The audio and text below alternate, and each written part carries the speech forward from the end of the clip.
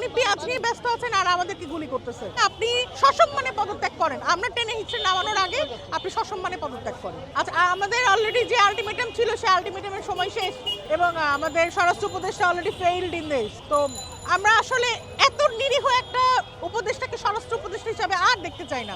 1.5 বছর এনাফ হয়েছে ভাই।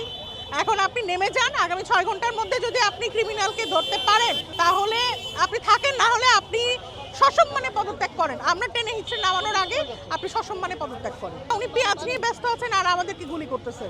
এটা তো ওনার সমস্যা, ওনার পার্সোনাল সমস্যা। উনি পেঁয়াজের দিকে নজর দিচ্ছেন, যেখানে স্বরাষ্ট্র উপদেষ্টা হয়ে উনি দেশের আইন শৃঙ্খলা ব্যবস্থা। আপনি দেখেন বাংলাদেশে কোথায় আইন এরিয়া আছে, পুলিশ কোন জায়গায় ঠিকমতো কাজ করতেছে। তো অবশ্যই স্বরাষ্ট্র উপদেষ্টা পদত্যাগ চাই, এখন আসলেও চাই।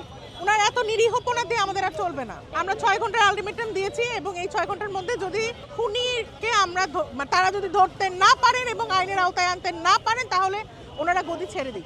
যারা তার জামিনের ব্যবস্থা করছে তাদেরকেও অবশ্যই একটা শাস্তির আওতায় আনা উচিত। কারণ আপনারা দেখেছেন 5 আগস্টের পরপর কিরকম গুন্ডা বদমাশ বা আমাদের চাঁদাবাজদের কিভাবে জামিন দেওয়া হচ্ছে। জামিন দেওয়ার একটা মনে হয় মেলা লেগে গেছে। তো এই মেলাটা বন্ধ করা উচিত। তাছাড়া তো বাংলাদেশের আইনের অবস্থা বা আমাদের নিরাপত্তা অবস্থা এত শঙ্কিত থাকে না।